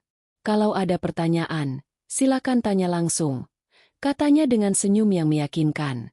Pelanggan terkesan, dan beberapa bahkan memuji keberanian Rina. Di rumah Ibu Siti, Lila mulai merasa di atas angin. Kak Andi pasti marah besar sekarang. Dokumen itu kelihatan nyata banget, katanya sambil tertawa. Ibu Siti mengangguk, tapi wajahnya tetap serius. Jangan lengah, Lila. Rina licik. Kita harus pastikan Andi benar-benar yakin Rina bersalah. Lila mengangguk. Aku akan telepon Kak Andi. Bilang aku khawatir soal kafe. Aku akan bilang Rina kayaknya sembunyiin sesuatu. Malam itu, Lila menelepon Andi, menggunakan nada adik yang polos. Kak, aku dengar soal utang kafe. Bener nggak sih? Aku khawatir banget. Kak, Mama juga bilang Rina kayaknya nggak jujur. Andi, yang masih bingung, menjawab dengan nada lelah. Aku juga nggak tahu, Lil. Rina bilang itu palsu, tapi dokumennya kelihatan sah. Lila memanfaatkan momen itu. Kak, aku cuma pengen kakak bahagia. Kalau Rina bikin masalah, mungkin ya, kakak tahu apa yang terbaik. Andi tidak menjawab, tapi kata-kata Lila membuatnya semakin ragu. Keesokan harinya, kabar baik datang untuk Rina. Maya menghubunginya. Rin, dokumen itu palsu. Nomor registrasi banknya nggak ada di database resmi. Stempelnya juga bermasalah. Fontnya nggak sesuai standar bank. Aku sudah buat laporan resmi. Kalau mau, kita bisa bawa ini ke polisi. Dedi juga mengirim pesan. Rin, aku nemu jejak dokumen itu di server cloud yang sama dengan foto editan. IP-nya masih dari Dago atas, dan ada email yang terkait dengan seseorang bernama Bima. Rina tersenyum lebar, merasa seperti menemukan harta karun. Dia segera mengatur pertemuan dengan Andi di kafe setelah jam tutup. Dengan tenang, dia menunjukkan bukti dari Maya dan Dedi. Mas, ini bukti dokumen itu palsu. Aku juga punya jejak yang menunjukkan ini dari orang yang sama yang bikin foto editan. Aku nggak mau nuduh siapa-siapa, tapi kita harus cari tahu siapa di balik ini, katanya dengan nada lembut tapi tegas. Andi membaca laporan itu. Wajahnya berubah dari bingung menjadi marah. Rin, aku minta maaf udah ragu sama kamu. Kita cari tahu siapa yang main kotor ini. Rina tahu dia telah memenangkan ronde ini, tapi dia juga tahu Ibu Siti dan Lila tidak akan menyerah. Dia memutuskan untuk memperkuat pertahanannya. Dia memasang sistem keamanan tambahan di kafe, termasuk kamera CCTV baru dengan resolusi lebih tinggi. Dia juga mulai mencatat setiap interaksi dengan keluarga Andi, termasuk telepon dari Lila. Kalian boleh coba apa saja, gumam Rina sambil menutup laptopnya. Tapi aku akan selalu selangkah di depan. Di rumah Ibu Siti, ketegangan meningkat. Lila panik saat mendengar dari temannya bahwa dokumen itu mulai dipertanyakan. Apa Rina tahu? Kita harus cepat, katanya dengan nada cemas. Ibu Siti menatapnya tajam. Kamu terlalu ceroboh, Lila. Sekarang kita harus lebih hati-hati. Kita akan cari cara lain, tapi kali ini nggak boleh gagal. Lila mengangguk, tapi di dalam hatinya, dia mulai merasa bahwa Rina adalah lawan yang lebih tangguh dari yang mereka duga. Rina, di kamarnya, memandang foto pernikahannya dengan Andi. Kita akan lewati ini, Mas, katanya pelan. Dia tahu pertarungan ini semakin sengit, tapi dengan kecerdasannya dan dukungan Andi yang mulai pulih, dia siap menghadapi apapun yang akan datang. Pagi di Bandung terasa lebih dingin dari biasanya, dengan embun masih menempel di jendela-jendela Sunda Brewu. Rina berdiri di dapur kafe, mengawasi Budi yang sedang melatih karyawan baru untuk menyeduh kopi dengan teknik pour-over. Bau kopi Ciwidey yang khas memenuhi ruangan, memberikan sedikit ketenangan di tengah badai yang Rina tahu sedang mendekat. Kemenangannya dalam membuktikan dokumen hutang palsu telah mengembalikan kepercayaan Andi padanya. Tapi Rina tidak naif. Ibu Siti dan Lila, dengan segala koneksi dan kelicikan mereka, pasti sedang merancang serangan baru. Mereka nggak akan berhenti, pikir Rina sambil mencatat pesanan bahan baku. Tapi aku juga nggak akan menyerah.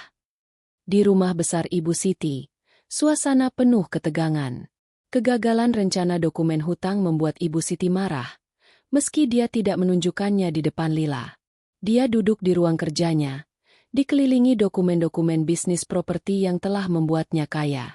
Matanya menatap sebuah foto keluarga di meja. Dirinya, almarhum suami, Andi, dan Lila saat masih kecil. Andi adalah warisanku, gumamnya. Aku nggak akan biarkan perempuan seperti Rina merusaknya. Lila masuk dengan wajah cemas. Aku dengar dari temenku, Rina ketemu pengacara.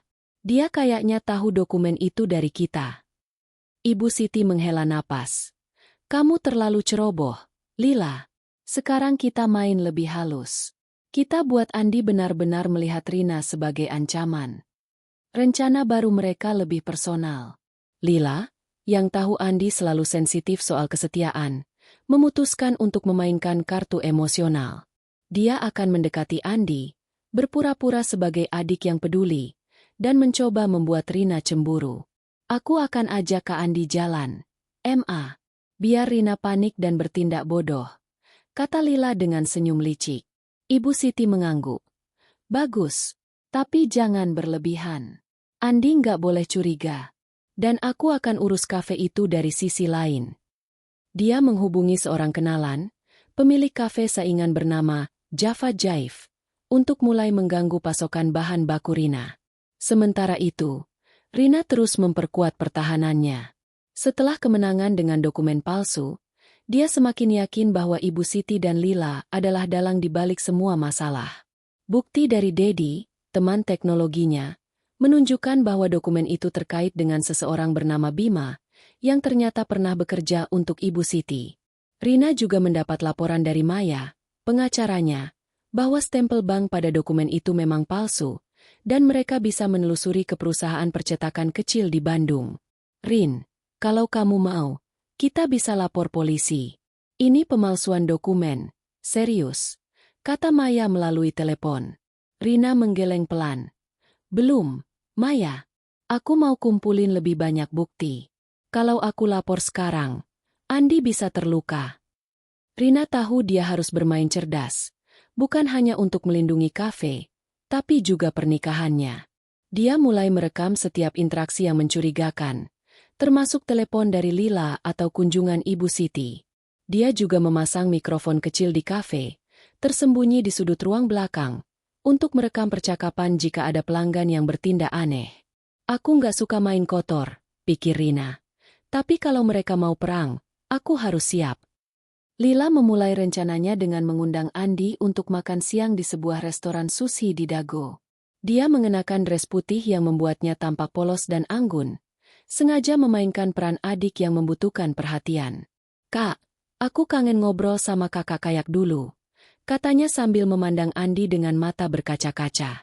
Andi, yang memang merasa bersalah karena sibuk dengan kafe dan bisnis online-nya, tersenyum. Iya, Lil.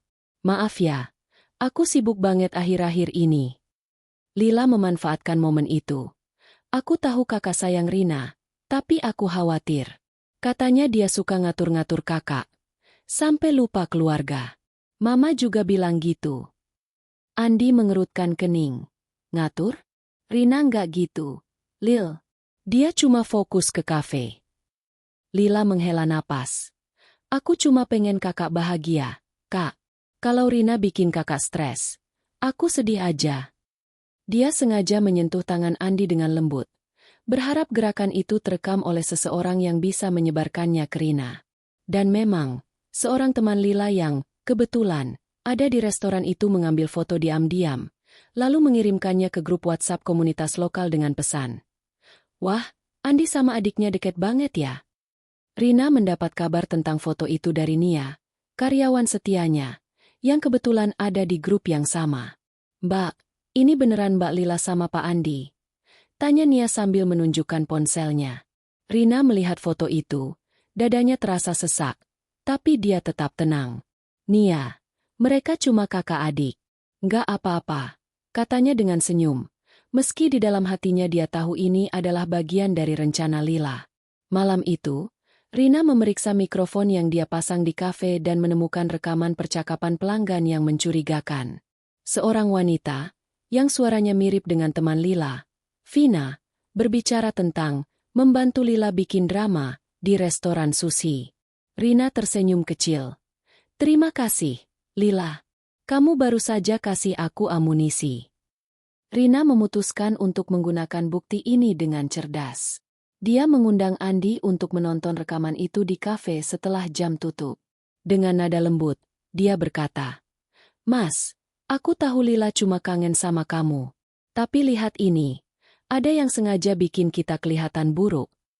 Dia memutar rekaman suara Vina, lalu menunjukkan pesan dari Dedi yang menghubungkan Vina dengan Lila. Andi mendengarkan dengan wajah serius. Tangannya mengepal. "Rin, aku nggak nyangka Lila begini. Aku pikir dia cuma manja, tapi ini." Rina memegang tangannya. "Mas, aku nggak mau kamu marah sama Lila. Dia adikmu. Tapi kita harus hati-hati. Kayaknya ada yang pengen pisahin kita." Andi mengangguk. Matanya penuh penyesalan.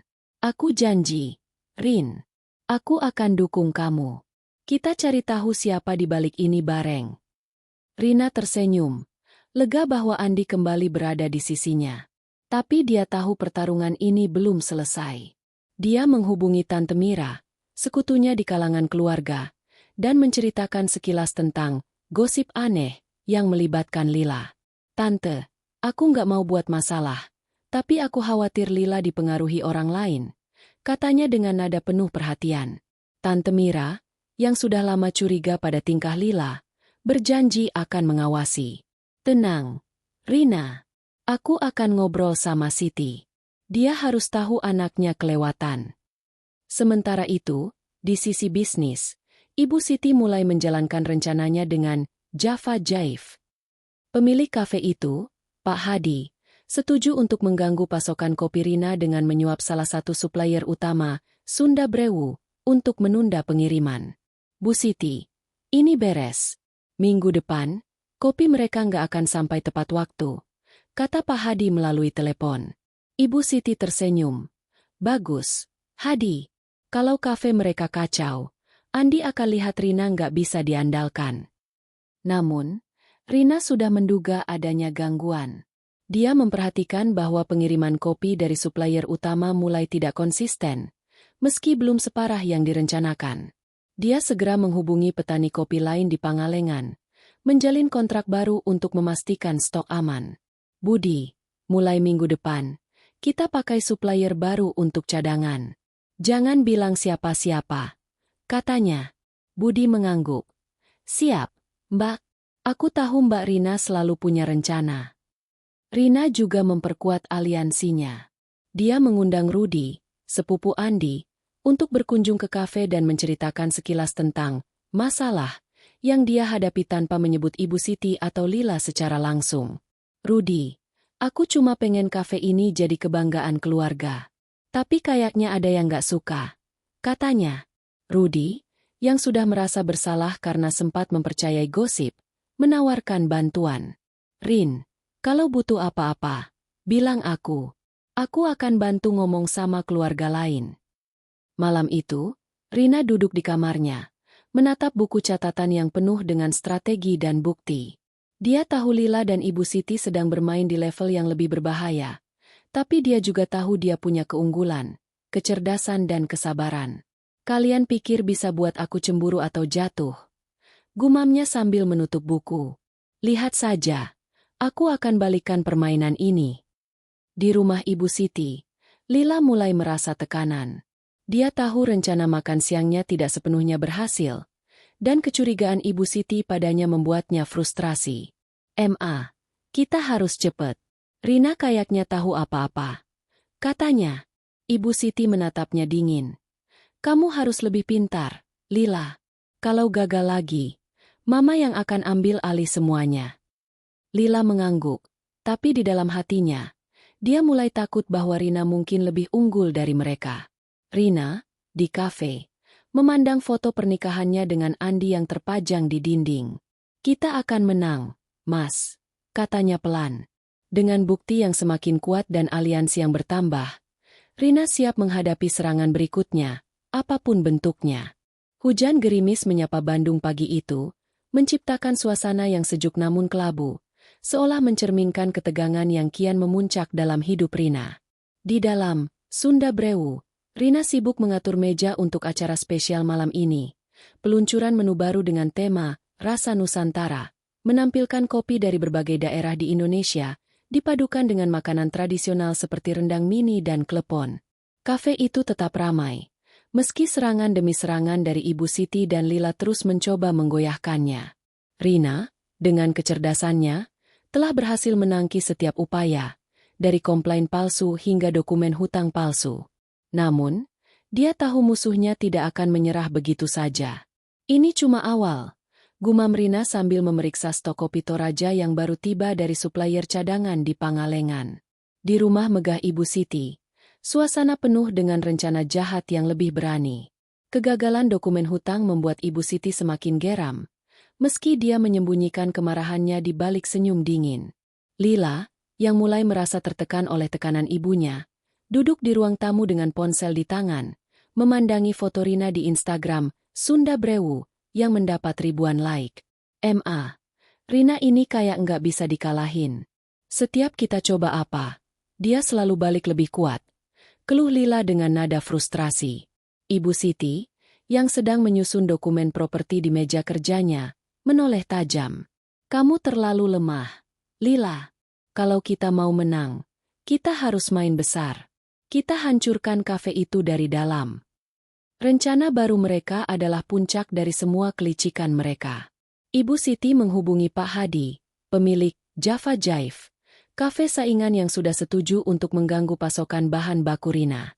Kali ini, Ibu Siti meminta sesuatu yang lebih drastis. Sabotase langsung ke stok makanan dan minuman di Sunda Brewu.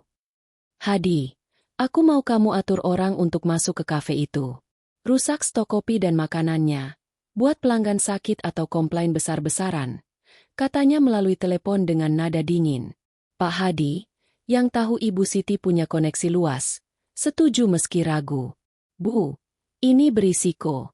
Tapi kalau Bu mau, saya atur. Beri saya 2 hari. Lila, yang mendengar, tersenyum lebar.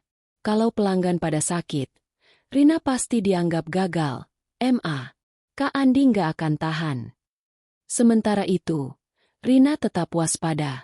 Dia tahu gangguan pasokan kopi minggu lalu bukan kebetulan, dan berkat kecerdasannya dalam mengamankan supplier cadangan, kafe tetap berjalan lancar.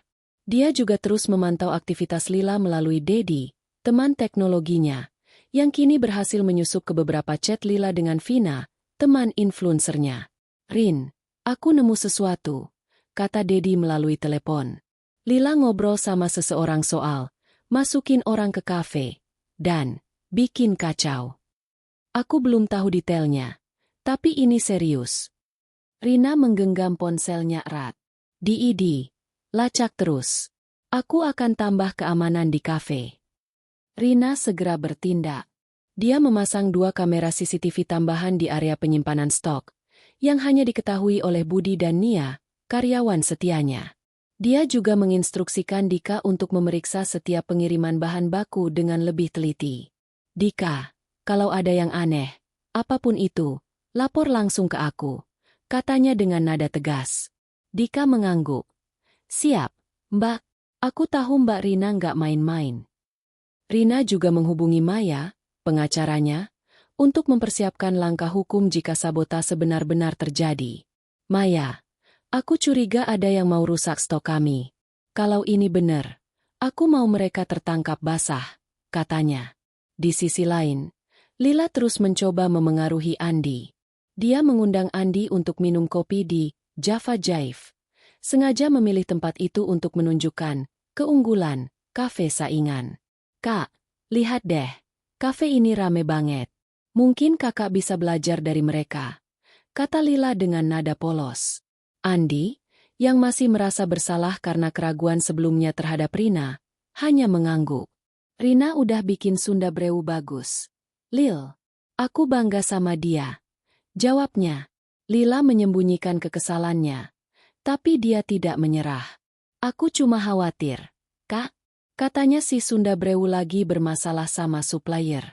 Mama bilang itu bisa bahaya buat bisnis kakak. Andi mengerutkan kening. Masalah supplier? Rina nggak bilang apa-apa. Malam itu, saat Andi pulang, dia bertanya pada Rina. Rin, bener nggak sih ada masalah sama supplier kopi? Lila bilang gitu. Rina, yang sudah menduga Lila akan memainkan kartu ini, tersenyum tenang. Mas, ada sedikit keterlambatan minggu lalu, tapi aku udah atur sama supplier baru. Kafe aman kok. Andi mengangguk, tapi ada sedikit keraguan di matanya. Rina tahu dia harus bertindak cepat untuk menjaga kepercayaan Andi. Keesokan harinya, sabotase yang direncanakan Ibu Siti terjadi. Seorang pria, yang disewa oleh Pak Hadi, menyelinap ke area penyimpanan Sunda Brewu malam sebelumnya, saat kafe tutup. Dia membawa botol kecil berisi cairan yang akan merusak stok kopi dan makanan, membuatnya berbau busuk atau bahkan berbahaya jika dikonsumsi. Namun, berkat kamera baru yang dipasang Rina, aksi itu terekam jelas. Pagi itu, saat Budi memeriksa stok seperti biasa, dia mencium bau aneh dari beberapa kantong kopi. Mbak Rina, ini nggak beres, serunya sambil berlari ke ruang belakang. Rina segera memeriksa CCTV dan melihat rekaman pria itu. Wajahnya tidak jelas karena topi yang dia pakai. Tapi Rina tahu ini bukan kebetulan. Dia segera menghubungi polisi, melaporkan upaya sabotase dengan bukti rekaman. Pak, tolong segera datang. Ada yang coba rusak stok kami, katanya dengan nada tegas. Dia juga menghubungi Maya, yang menyarankan untuk menyimpan stok yang rusak sebagai bukti forensik. Rin, ini kejahatan serius. Kita bisa kejar pelakunya kalau bukti ini kuat, kata Maya. Sementara polisi menyelidiki, Rina menggunakan stok cadangan dari supplier baru untuk menjaga kafe tetap beroperasi. Dia juga mengumumkan di media sosial bahwa kafe tetap buka dengan menu baru, tanpa menyebut insiden sabotase. Kami tetap berkomitmen memberikan yang terbaik untuk pelanggan kami, tulisnya dengan caption yang penuh semangat. Pelanggan merespons dengan dukungan besar, dan acara peluncuran menu baru malam itu sukses besar, dengan antrean panjang dan ulasan positif. Namun, Rina tidak berhenti di situ.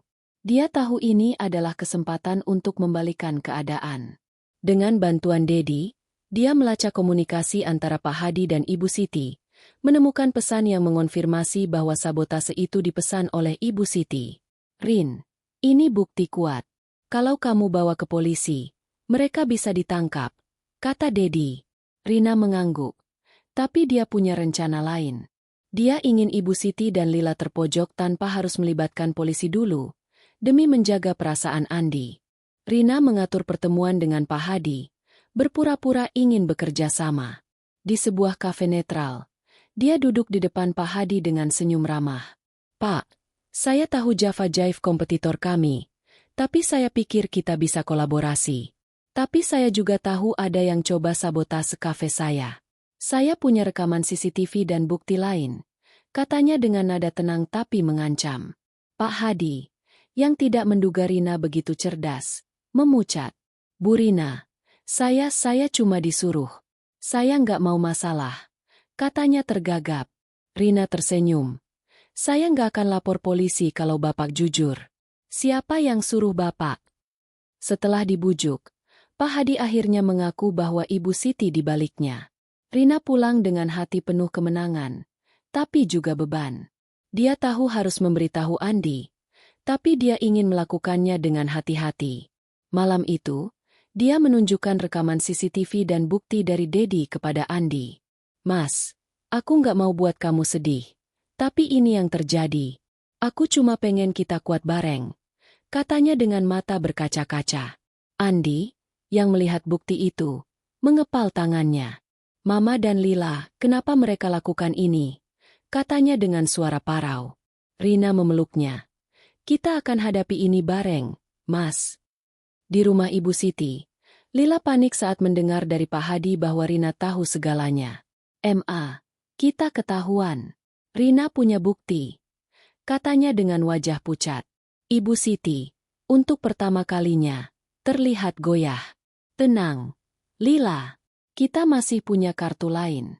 Kita akan buat Rina menyesal, katanya. Tapi nadanya kurang yakin.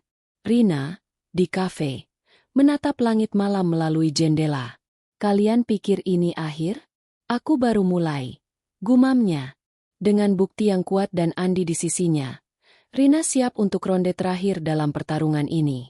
Hujan telah reda di Bandung, meninggalkan udara segar yang bercampur aroma tanah basah. Di dalam Sunda Brewu, Rina berdiri di tengah kafe yang ramai, menyapa pelanggan dengan senyum khasnya yang hangat namun penuh tekad. Kemenangannya atas sabotase stok makanan dan minuman, ditambah pengakuan Pak Hadi bahwa Ibu Siti adalah dalangnya, telah memberi Rina keunggulan besar. Bukti-bukti yang dia kumpulkan, rekaman CCTV, pesan dari Dedi, dan pengakuan Pak Hadi, adalah senjata kuat yang kini dia pegang. Namun, Rina tahu ini bukan saat untuk lengah. Ibu Siti dan Lila, meski terpojok, adalah lawan yang licik dan tidak mudah menyerah. Mereka pasti akan coba balas dendam, pikir Rina sambil memeriksa laporan omset, yang terus menanjak berkat strategi cerdasnya. Di rumah megah Ibu Siti, suasana penuh kepanikan. Lila duduk di sofa, wajahnya pucat sambil memandang ponselnya yang penuh notifikasi dari teman-temannya. Kabar bahwa Rina telah menggagalkan sabotase dan bahkan mendapatkan pengakuan dari Pak Hadi mulai menyebar di kalangan komunitas bisnis lokal. Ini gawat. Pak Hadi bilang ke temanku bahwa Rina tahu semuanya. Dia punya bukti, kata Lila dengan suara gemetar. Ibu Siti, yang biasanya tenang dan penuh perhitungan, kini terlihat tegang. Dia berdiri di dekat jendela besar, memandang taman yang dulu menjadi kebanggaannya. Kita underestimated dia, gumamnya. Tapi ini belum selesai, Lila. Kita harus mainkan kartu terakhir. Rencana terakhir mereka adalah serangan terbuka, memprovokasi Andi untuk menceraikan Rina dengan menyebarkan tuduhan bahwa Rina tidak hanya gagal mengelola kafe, tetapi juga berselingkuh dan menyembunyikan keuangan keluarga. Ibu Siti menghubungi seorang pengacara lama, Pak Tono, untuk membuat dokumen baru yang akan membuat Rina tampak sebagai penutup utang besar yang sengaja disembunyikan dari Andi. Tono, buat dokumen itu seolah-olah Rina pinjam uang untuk kafe tanpa sepengetahuan Andi. Kirim ke Andi secara anonim, perintah Ibu Siti dengan nada dingin. Lila, di sisi lain, berencana untuk memperkuat tuduhan selingkuh dengan menyebarkan foto lama Rina dengan seorang teman pria dari masa kuliah, diedit agar tampak mesra. Sementara itu, Rina tidak tinggal diam. Dia tahu Ibu Siti dan Lila tidak akan menyerah, jadi dia mempercepat langkahnya. Dengan bantuan Maya, pengacaranya, Rina menyiapkan laporan resmi ke polisi tentang upaya sabotase, lengkap dengan rekaman CCTV dan pengakuan Pak Hadi. Namun, dia meminta Maya untuk menunda pengajuan laporan itu. Maya, aku mau mereka terpojok dulu. Kalau kita lapor sekarang, Andi bisa terluka. Aku mau bukti ini jadi pukulan terakhir, katanya. Maya mengangguk. Kamu main cerdas, Rin. Tapi hati-hati. Mereka pasti akan coba sesuatu yang lebih kotor. Rina juga memperkuat aliansinya. Dia menghubungi Tante Mira, yang kini sepenuhnya berada di pihaknya setelah melihat betapa tulusnya Rina menjalankan kafe. Tante, aku nggak mau buat masalah sama keluarga Andi, tapi aku punya bukti Ibu Siti dan Lila coba sabotase kafe. Aku cuma minta Tante bantu ngomong ke keluarga lain supaya mereka tahu kebenarannya, kata Rina dengan nada lembut. Tante Mira, yang sudah muak dengan kelicikan Ibu Siti, setuju. Rina, aku akan bicara sama sepupu-sepupu Andi. Siti harus tahu dia nggak bisa main-main begini. Di kafe, Rina terus menjaga bisnis tetap berjalan. Dia meluncurkan kampanye baru di media sosial, Kopi untuk Kebaikan, di mana sebagian keuntungan kafe disumbangkan untuk pendidikan anak-anak di desa-desa penghasil kopi. Kampanye ini mendapat sambutan luar biasa, dengan pelanggan memuji visi Rina. Sunda Brewu bukan cuma kafe, tapi juga inspirasi, tulis seorang pelanggan di Instagram. Omset melonjak, dan reputasi kafe semakin kuat, membuat rencana Ibu Siti untuk menjatuhkannya semakin sulit. Namun, serangan terakhir Ibu Siti dan Lila datang lebih cepat dari yang Rina duga. Suatu sore, Andi pulang ke rumah dengan wajah pucat, memegang amplop coklat baru. "Rin, ini apa lagi?" tanyanya dengan suara bergetar, menunjukkan dokumen yang menyatakan bahwa Rina meminjam 750 juta rupiah untuk kafe tanpa sepengetahuannya. Di dalam amplop itu juga ada foto Rina dengan seorang pria, yang jelas-jelas diedit dari foto kuliahnya. Rina, meski jantungnya berdegup kencang, tetap tenang. "Mas, ini sama kayak dokumen sebelumnya. Dan foto ini, itu aku sama temen kuliah, diedit. Aku akan buktikan," katanya dengan nada yakin. Andi, yang sudah lelah dengan drama keluarganya, menghela napas. "Rin, aku percaya kamu, tapi ini udah keterlaluan. Aku akan bicara sama Mama dan Lila." Rina memegang tangannya. "Mas, biar aku yang urus. Aku punya semua bukti. Kita selesaikan ini bareng, tapi dengan cara yang gak bikin keluargamu hancur." Andi mengangguk. Matanya penuh kekaguman pada kekuatan Rina. Rina segera menghubungi Dedi dan Maya. Dedi melacak asal dokumen baru itu, menemukan bahwa itu dibuat dari perusahaan percetakan yang sama yang digunakan untuk dokumen sebelumnya, dan email pengirimnya terkait dengan Pak Tono, kenalan Ibu Siti. Maya, di sisi lain, menemukan bahwa foto editan itu menggunakan perangkat lunak yang sama dengan foto sebelumnya, dengan jejak yang kembali ke Vina, teman Lila. "Rin, ini cukup untuk tuntutan hukum. Pemalsuan dokumen dan fitnah," kata Maya. Rina tersenyum. "Belum, Maya. Aku mau mereka mengaku sendiri."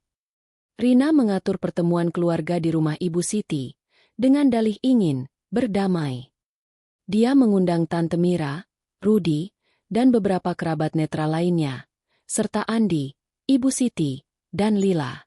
Di ruang tamu megah Ibu Siti, Rina berdiri dengan tenang, memegang tablet yang berisi semua bukti. "Ibu, Lila, aku tahu kalian gak suka aku. Tapi apa yang kalian lakukan? Komplain palsu, foto editan, dokumen palsu, sampai sabotase kafe, udah keterlaluan," katanya dengan suara mantap.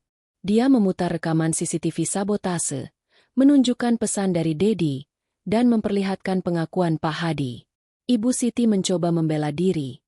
"Rina, kamu salah paham. Kami cuma khawatir sama Andi." Tapi Tante Mira memotong. "Siti, cukup. Aku tahu kamu licik. Tapi ini keterlaluan. Rina punya bukti, dan aku akan pastikan semua keluarga tahu."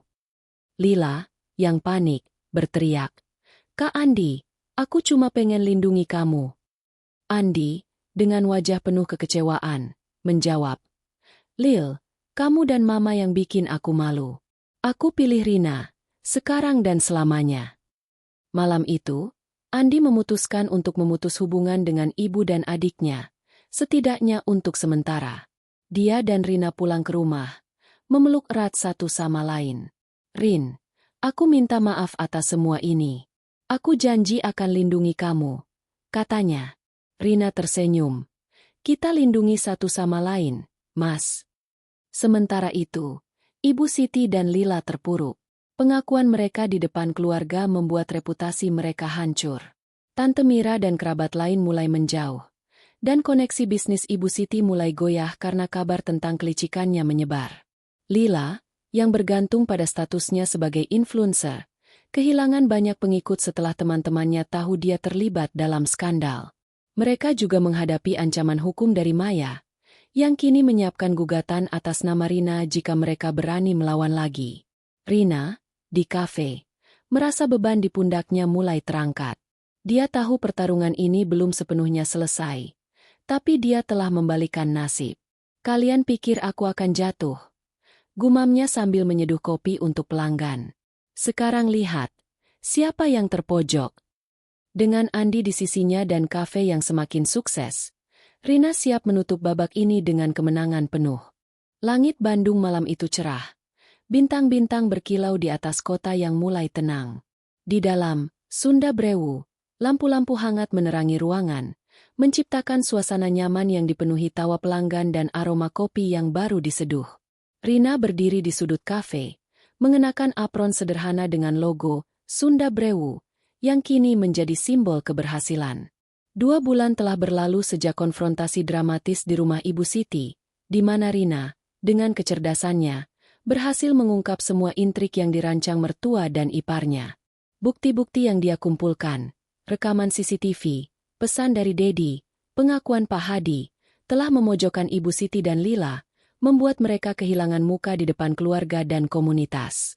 Kini, Rina dan Andi berdiri lebih kuat dari sebelumnya, baik dalam pernikahan maupun bisnis mereka. Namun, cerita ini belum selesai. Nasib Ibu Siti dan Lila akan menentukan akhir dari pertarungan panjang ini. Di rumah mereka yang sederhana namun hangat, Rina dan Andi duduk di ruang makan, menikmati makan malam sederhana, nasi liwet dengan ayam goreng dan sambal terasi buatan Rina. Andi memandang istrinya dengan penuh kekaguman. "Rin, aku nggak tahu apa jadinya aku tanpa kamu. Kamu kuat banget, ngelewatin semua ini," katanya sambil memegang tangan Rina. Rina tersenyum, matanya berbinar. "Mas, kita kuat karena kita bareng. Aku cuma pengen kita bahagia, dan Sunda Brewu jadi kebanggaan kita." Andi mengangguk. "Aku janji, Rin, nggak akan pernah ragu lagi sama kamu." Kafe Sunda Brewu kini bukan hanya sukses di Bandung, tapi juga mulai dikenal di kota-kota lain. Kampanye Kopi untuk Kebaikan yang digagas Rina telah menarik perhatian media nasional, dengan beberapa outlet menulis tentang bagaimana kafe kecil ini mendukung petani lokal dan pendidikan anak-anak di desa. Omset melonjak, dan Rina mulai merencanakan cabang kedua di Jakarta, sebuah langkah besar yang didukung penuh oleh Andi. Pelanggan setia seperti Tante Mira menjadi duta tidak resmi, mempromosikan kafe ke teman-teman mereka. Bahkan Rudi, sepupu Andi, datang dari Jakarta untuk membantu strategi pemasaran online, membuktikan bahwa aliansi Rina dengan keluarga netral telah membuahkan hasil. Sementara itu, nasib Ibu Siti dan Lila berbalik drastis. Setelah konfrontasi di rumah mereka, reputasi mereka hancur. Tante Mira, yang kini menjadi sekutu kuat Rina, memastikan bahwa cerita tentang kelicikan Ibu Siti menyebar di kalangan keluarga dan komunitas bisnis Bandung. Kerabat yang dulu menghormati Ibu Siti mulai menjauh, dan koneksi bisnisnya goyah. Beberapa mitra properti yang pernah bekerja dengannya menolak untuk melanjutkan kerjasama, khawatir terseret dalam skandal. Ibu Siti, yang terbiasa hidup dalam kemewahan, mulai merasakan tekanan keuangan. Tabungannya menipis karena gaya hidup mewahnya, dan tanpa dukungan keluarga atau mitra, dia mulai menjual aset-aset kecil, seperti perhiasan dan mobil mewah, untuk bertahan. Lila, di sisi lain, menghadapi kehancuran yang lebih cepat. Karirnya sebagai influencer hancur setelah teman-temannya tahu bahwa dia terlibat dalam fitnah terhadap Rina. Pengikutnya di Instagram merosot drastis, dan brand yang dulu bekerja dengannya menarik kontrak. Vina, teman yang membantu mengedit foto, memutuskan hubungan dengannya setelah tahu bahwa Lila mencoba menyalahkannya atas kegagalan rencana. Lila, yang selalu bergantung pada pujian dan perhatian, kini hidup dalam isolasi sosial. Dia sering mengurung diri di kamar, menatap ponselnya dengan wajah kosong, hanya sesekali mengintip akun Instagram Sunda Brewu yang terus berkembang. Malam itu, Rina mengadakan acara ulang tahun pertama Sunda Brewu di kafe. Ruangan dipenuhi dekorasi bunga dan lampion, dengan musik angklung mengalun lembut. Pelanggan setia, karyawan, dan beberapa kerabat Andi hadir, termasuk Tante Mira dan Rudi. Rina berdiri di depan semua orang, memegang mikrofon. "Terima kasih kepada kalian semua yang sudah mendukung Sunda Brewu. Ini bukan cuma kafe, tapi mimpi kami untuk membawa kebaikan dan budaya ke komunitas," katanya dengan suara penuh semangat. Sorak-sorai menggema, dan Andi memeluknya dari samping, matanya berkaca-kaca karena bangga. Di tengah acara, Rina mendapat telepon dari Maya, pengacaranya. "Rin, aku dapat kabar dari polisi. Mereka sudah periksa bukti sabotase yang kamu kasih. Pak Hadi setuju jadi saksi kalau Ibu Siti yang menyuruhnya. Asal dia nggak dituntut. Kita bisa lanjutkan ke pengadilan kalau kamu mau, kata Maya. Rina menghela napas, memandang keramaian di kafe. Maya, aku pikir aku nggak perlu ke pengadilan. Mereka udah dapat hukuman mereka sendiri. Biar hidup yang ajarin mereka. Maya tertawa kecil. Kamu bijak banget, Rin. Tapi kalau mereka coba apa-apa lagi, aku siap. Rina kembali ke acara. Hatinya ringan. Dia tahu keputusannya untuk tidak menyeret Ibu Siti dan Lila ke pengadilan adalah langkah yang tepat. Mereka sudah kehilangan segalanya. Reputasi, dukungan keluarga, dan stabilitas keuangan. Beberapa minggu kemudian, kabar sampai kepada Rina bahwa Ibu Siti terpaksa menjual rumah besarnya di Dago atas karena tidak mampu membayar pajak dan biaya perawatan. Dia dan Lila pindah ke apartemen kecil di pinggiran kota. Hidup dengan sisa-sisa tabungan yang semakin menipis. Lila, yang dulu dikenal sebagai gadis glamor, kini terlihat kusam, bekerja sebagai kasir di sebuah minimarket untuk bertahan hidup. Suatu sore, Rina dan Andi berjalan-jalan di taman dekat rumah mereka. Mereka duduk di bangku kayu, memandang matahari terbenam yang memerah di cakrawala. Rin, aku minta maaf atas semua yang Mama dan Lila lakukan. Aku nggak nyangka mereka sejauh ini, kata Andi dengan nada sedih. Rina memegang tangannya. Mas, itu udah lewat. Yang penting kita bareng sekarang, dan kita punya masa depan yang cerah. Andi tersenyum. Kamu bener, sayang. Aku bangga banget sama kamu. Beberapa bulan kemudian, kabar tentang Ibu Siti dan Lila semakin memilukan. Tanpa dukungan keluarga atau teman, mereka jatuh ke dalam kemiskinan. Ibu Siti, yang dulu bangga dengan koleksi perhiasannya, kini terlihat di pasar, menjual pakaian bekas untuk menyambung hidup. Lila, yang kehilangan semua pesonanya, sering terlihat duduk di trotoar, menatap kosong ke jalanan. Mereka, yang pernah berencana menjadikan Rina gelandangan, kini justru mengalami nasib itu sendiri. Keluarga dan komunitas yang dulu menghormati mereka kini hanya menggelengkan kepala, menyesali bagaimana kebencian dan kelicikan telah menghancurkan mereka.